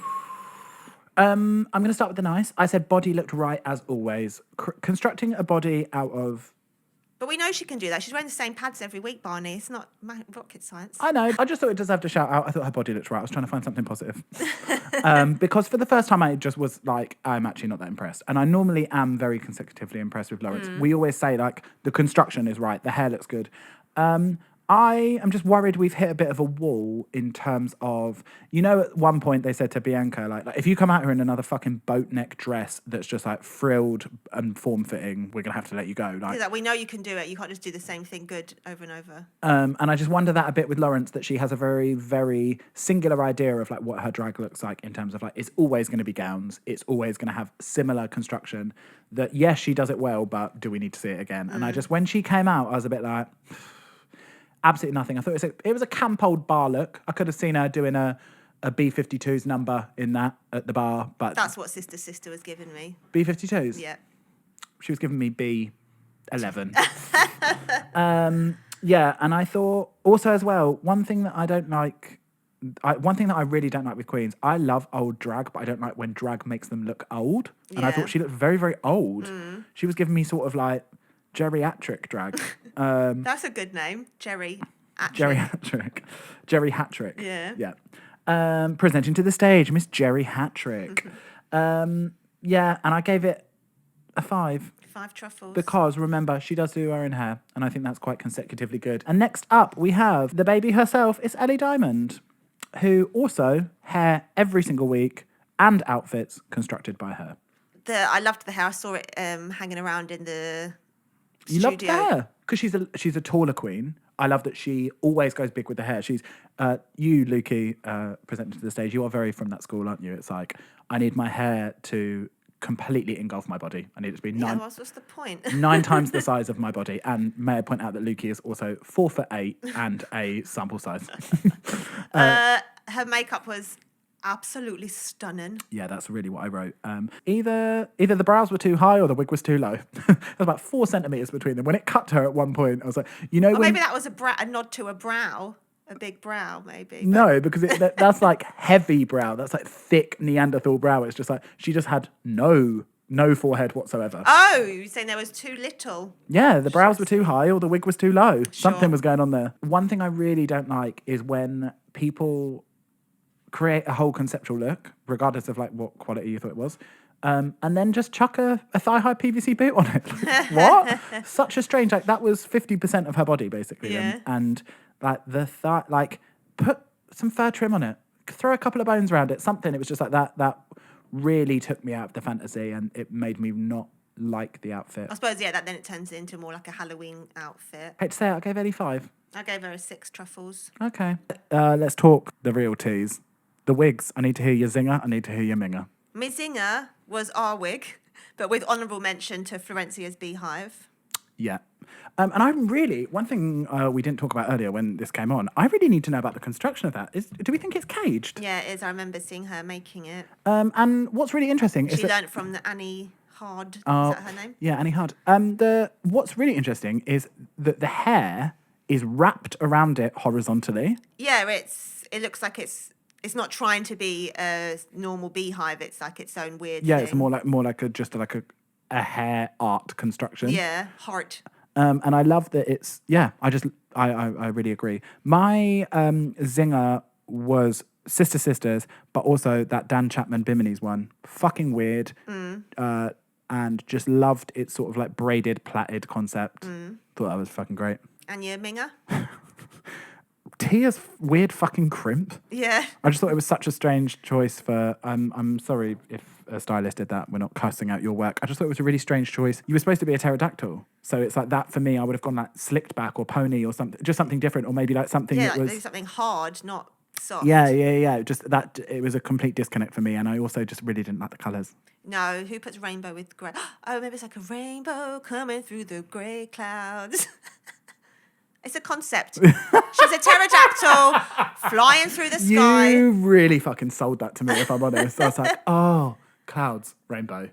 Sky. It's a gay pterodactyl. Yeah. Yeah, and that was my minger. What was yours? That. Oh, you were... Damn, sis. And then we head on to the critique. How did you feel about how the judges critiqued the gals? Well, first of all, I was a bit confused because normally we have 3 tops and 3 bottoms. Yeah.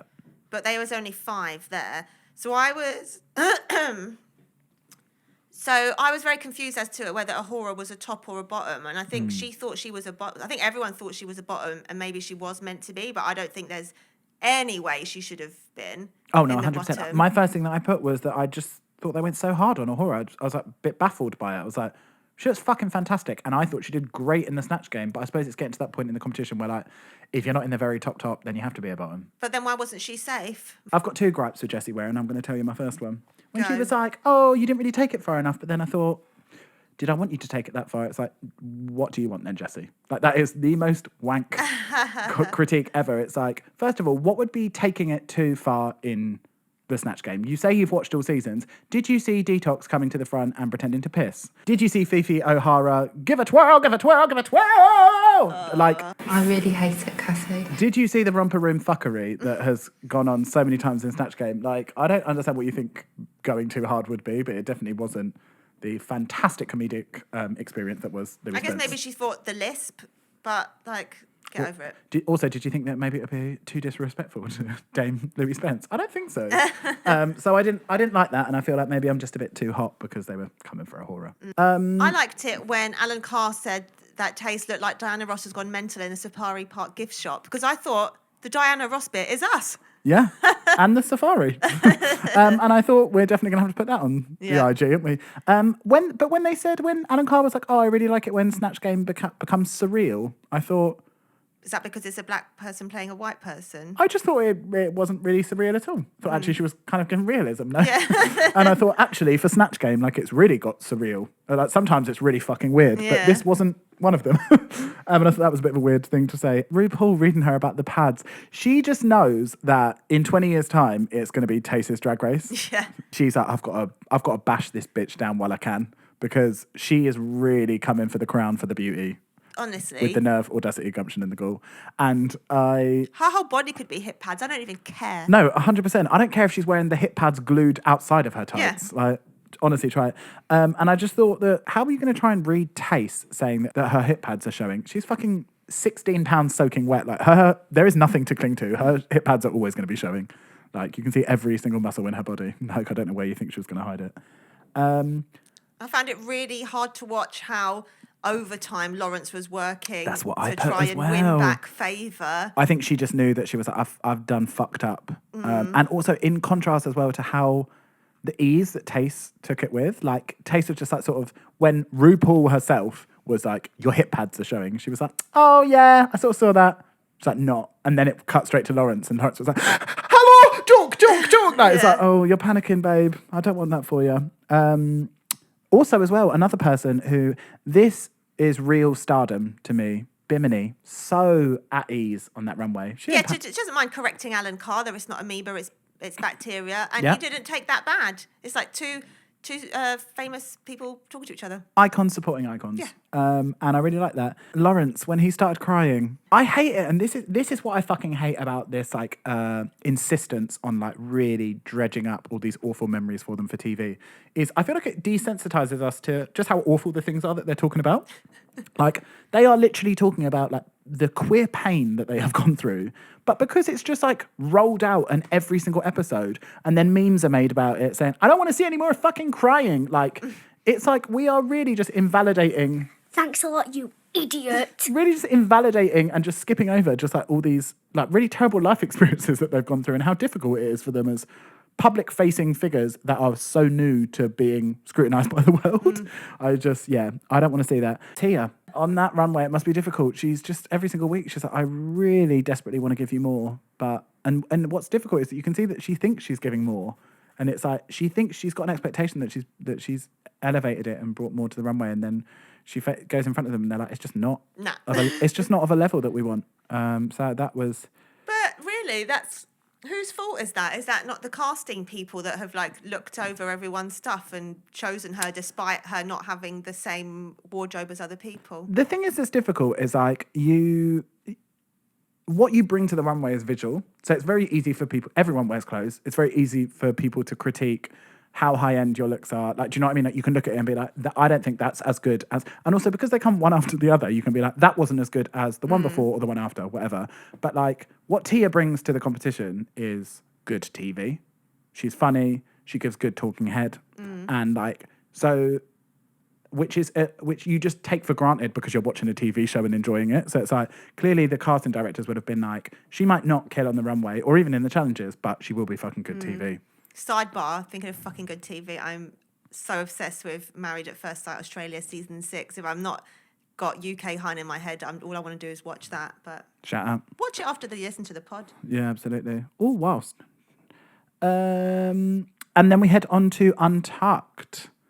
And one of my friends texted me this week saying, oh, is it Untucked because they untuck their dicks? It was like, this is why straight people should not be allowed to watch. But they actually don't, because they've got to go back out on the runway. So and also, as you know by UK Drag Race, like, not a lot of the dicks are tucked. Most of them are just hanging out underneath a nice little racist skirt. I'm going to say that I think the trajectory of Sister Sister, I think, is highly produced. Now that Ahura was really being given the bitch nasty edit, and now you're seeing real vulnerability from her, and she got her redemption arc. And I think that they are struggling because the Queens, it's such a fucking good season and the Queens are so loved. They're really struggling with making a villain out of someone. But we don't need a villain. They don't have but they to run do for it TV. Like There's UK, always one. Every single time there is a villain. It was a turn off for me. Anyway. And I think that it's highly produced and they're not showing her do anything. I feel like Ahura is our inner voice. She is saying the things that everyone is too scared to say, and she's Rago saying them. But also the fact that she was scared to perform. I thought, oh, whores, that ain't you. She is a sensational performer, and I thought, I hate that. Well, it's because she felt restricted in her clothes. Well, that's what I was going to say. The but idea. Just rip them up. Break off them bones. Give us a fucking. We'll print it again, honey. Who was it? Mayhem giving us with the you petals. Want a piece of me? I thought. No, it was Hole, wasn't it? Not Britney Spears. No, not you want a piece of me. It's you want a piece of me. That's the lyric.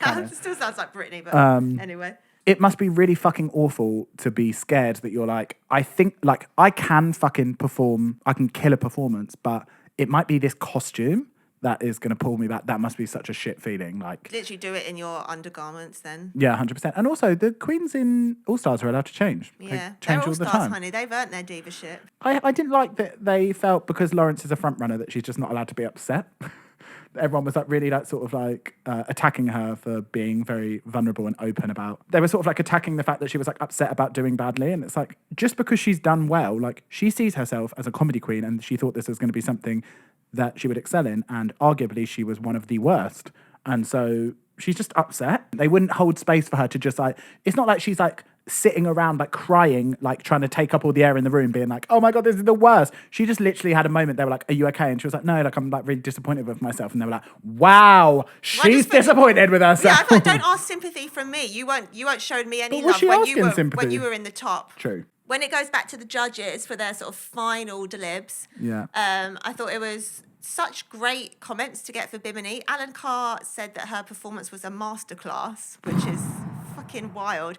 RuPaul said, gave her credit for editorializing the concept of prehistoric, which again is just like, that is a sick compliment to have. Yeah, absolutely. Like we said, like she not only took the concept and moved so far outside of what was expected, but also she could have just gone with like an amoeba bacteria thing and done that, but like she elevated a unique concept. It was like just I fucking love her.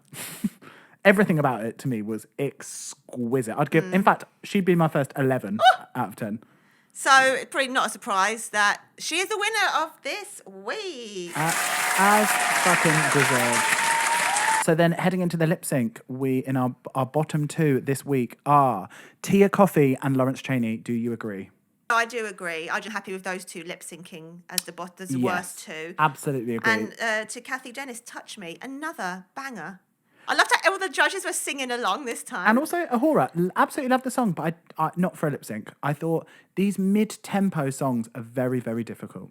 And I thought I do love the song, and I really loved that everyone was really jamming. But I thought it was a tough lip sync song this week. I think they both made the mistake of trying to dance it too much. I feel like that's one you just kind of walking around slowly, like was more like close to your body, especially if you've got your arms that you can't move. Tia, why are you trying to give us 5 points, north, south, east, and west? She's like a pointless sister, honey. You can't reach anything though. Like it's all like it's quite a sensual song, even though it's got like a dance beat. You could just be kind of just like touching yourself and on the floor and rubbing your hair. Performance styles, can we talk? I just thought Tia bringing, and I'm gonna, I know this is a harsh thing to say, but this is the third performance now that we've had from her, and this really compounded how I feel about her.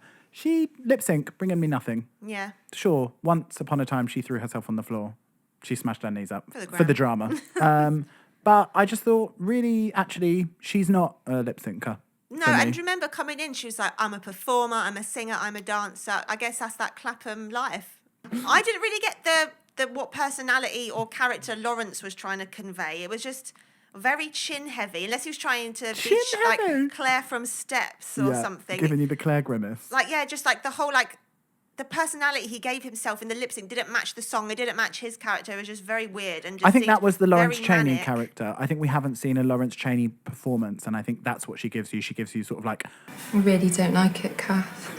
I think she gives you sort of like bold, strong diva. Do you know who was going Ursula energy. Who did the best in the whole of it? Jessie Ware, going the fuck off. Yeah. Hitting every beat. I would like to say about Tia that my one thing that isn't very hot for me for drag queens is when drag queens perform. I've said this, I can't remember who I said it about, probably actually about Tia. I don't like when drag queens perform like they're singing, and that's what Tia does. Like, my best sort of drag lip sync performance is when they tell, it doesn't have to be the story of the song, but when they tell a story. And I think that the biggest part for me of lip syncing is acting. And if you cast your mind back to, obviously this is a very obvious reference to use, but Sasha Velour giving you So Emotional. She told a story from beginning to end that isn't necessarily the story of the song, but the acting, the intensity, the intention of every single movement and every single line was so clear. And I think quite often you see drag queens that aren't actors, just singers or whatever, just like not really give you any narrative and I just looked at her face and was like, she's not using her face. She points a bit and she dances a bit, but she's not a dancer. But like there's no intensity, there's no strength to her face. No. It's just sort of like, just kind of like smiling. Remember in Memory tasted absolutely nothing. She didn't dance, she didn't move, she did everything. But the intensity and the storytelling, that's what I need to see. I need to see storytelling. But I did think, I think it is fair to say that I personally felt like the lip sync is a difficult performance. I didn't think that song lent itself well to a Drag Race performance. That mid-tempo that you can't really dance to, that was a difficult choice. My head jumped straight to Shut Up and Drive. You've got, stylistically, the song you be giving the car references, all of that, but also like it's a tempo you can dance to. It changes throughout. When it's just like a vocal that it just sort of stays at the same tempo and it's mid-tempo that's like difficult to dance to, but it's also not the intensity of a ballad. I think it's a hard chance. Well, yeah, if you're just using like a club track, it's just like a constant beat, isn't it? It Yeah, doesn't really there's go not really anywhere. much shade and light of it. Club track. The club tracks. From the lip sync, though, I think deservedly, we say goodbye to Tia Coffee. And I'm really glad she stayed this long, actually. Not at the expense of, well, literally anyone that's gone home. Would love to have Cherry Valentine to have stayed over her. Astina, yeah. But I do think that she has been a great narrator, and I'm really glad that she got to show this much of herself. I thought that, like, actually, sure, she hasn't been my favourite at all, but I'm glad that she stayed. I like her as a human. I thought Yeah. it's so funny. Yeah. Like, a real good thing about UK drag races, people are just so much less starstruck of RuPaul. Like, imagine someone in America being like, are you sure? Like, that wouldn't have happened. So I really like that about Tia. The dramatics of it are so much lower. Like, the stakes of it, people are just so much more chilled that it gives them the confidence and the comfort to just really be themselves and, like, have a joke. Everyone really pokes fun of how stupid Drag Race is, whereas like on the American one, the fucking contrast of going from the UK one to season 13 of America is just like the joy of the UK one compared to like how much of like a America's Next Top Model competition season 13 is quite startling. And I'm really fucking glad to say and to see Tia Coffee. She leaves Drag Race UK straight out an electro pop single. Last time I checked, it was like charting. Oh, that's good. Absolutely fantastic. So I was for going her. to ask, did she do Clap and Proud? But I guess she I did. think she fucking did. I mean, we'd have to ask the 11 people that are in the in Clapham. But yeah, and I almost forgot for a second about the East London Clapham. Yeah, beef. how could you? Yeah. Before we start finishing up, Yeah. did we Oh, that's a see a finish, bit of yeah. a Horace donkey tale? I tried to screenshot it. Oh, get it on the pod, honey. It's so hard. Let's raise a glass to all the donkey tails of the Yeah. world. We don't see that enough. Although you have been calling out a couple of meaty teas, like Mystic Meg herself. You full cast. You were saying, hold up, did I see a giant dong on Tace? And then in her girl band challenge, she's saying, inches to the floor, I ain't talking about my weave. talking about the weave. It's like, she's got one eye looking out for Selena, one eye on all the cocks. When it went to next week's, at first I didn't clock that Ahura was wearing dungarees. And it's got the highest waistline. I took a picture of her. It's just like the jeans start just underneath her nipples. It's so crazy. But then Lovely. later on you see it's a one-strap donkey. She's a queen that cares about the silhouette. Oh, you know what I'm going to Raven. say. That face. It is unbelievable when you think that Raven is like she's like a 75-year-old man. And she's a trucker. Like, do you think about it? Like, she's a very masculine looking man. Well, I don't love to see Tace having an injury. Oh Obviously, my God. we know it's You know not going to be anything. It's going to be a literal paper cut. But I just don't A want hangnail. Yeah, I just don't want to see the honey in peril No. ever. When it flicked to, I think it was Michelle saying like, "I'm sorry, that does not cut it." I thought, hang on, hold up. Tia's gone. Who's now not cutting it? I believe I'm going to call it. Who do you think? Ellie. Ellie, Next crafty on the queen. hit list. Yeah, I believe. And I feel like maybe the cliffhanger should be that we called it who we think might be in the bottom two. How about What's that? the next week's episode? Next episode is Super She-Rose, and they have to construct a garment out of found materials. Okay, so it's another construction challenge. So Ahura will be safe. Ahura will be safe? Ellie will be safe, maybe. Maybe. She makes a lot of her own stuff. Maybe. I think... And Lawrence. And Sister makes all her own stuff as Fuck, well, so maybe... Why? That means Bimini and Tace in the bottom. Not having that. No, absolutely not. I think Bimini will turn it out. I think she would have thought about the construction. Haven't we? We've seen construction before, and actually Tace and Bimini excelled in them. But cleverly, Ahura was the real right person to bone because she's a designer. Yeah. She's obviously going to help her friend. She's a designer. She's a designer. And she's obviously going to help her friend. So actually, yeah. Her bum buddy. Good rooting. And Rose and Thorn. okay. What's it going to be? My rose, which I imagine actually might be yours as well.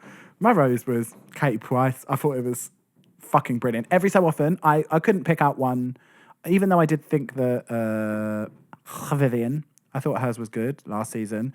There's rarely a character on Snatch Game that I'm like, absolutely fucking nailed. And I thought Katie Price was fucking nailed. Love you, Bins. Yeah, my rose was just Bimini in general, plus Her being. PS our wig. Oh, okay, yeah, the sure, telly sure. I again. mean, Thorn.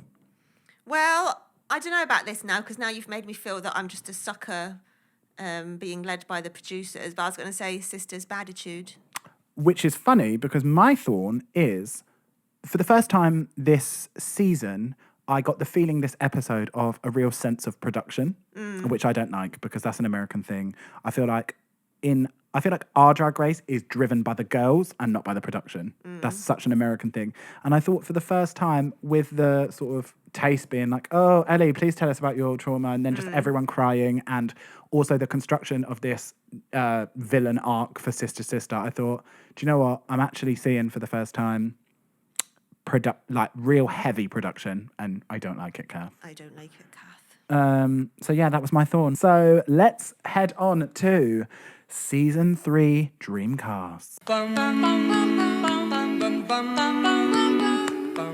My dream cast for this week would be Ms. Soraya Marshall. Oh, I Just love her. absolute angel face, lip sync assassin, just totally gorgeous. And she now has makeup tutorials on YouTube.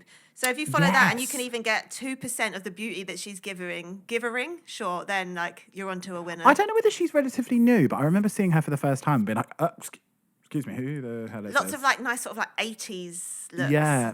There's something about her face as well that's quite Jada Essence Hall. Like she's got some sort of like, you know that like, Jada Essence Hall can be quite painted, but just that real sort of like, I'm going to say it, she's giving you sort of like Sierra beauty. Ooh. Yeah, absolutely gorgeous. Love to see the girls branching out into YouTube. I really need as much, in this hellhole lockdown, I need to see as much content on as many platforms as possible. My Season 3 Dreamcast is, I know you love them, I love them, Zodi. Gorgeous angel. You could paint as Zodi. They have like such a recognizable and like iconic like eye shape.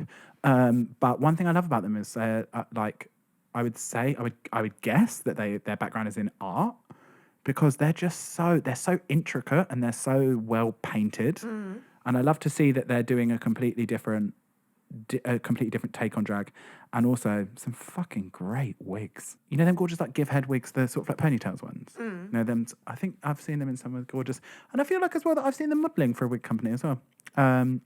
But yeah, just absolutely love their drag. Please head over to, I believe it's at The Only Zodi, which is Zodi, because their drag is fucking exquisite.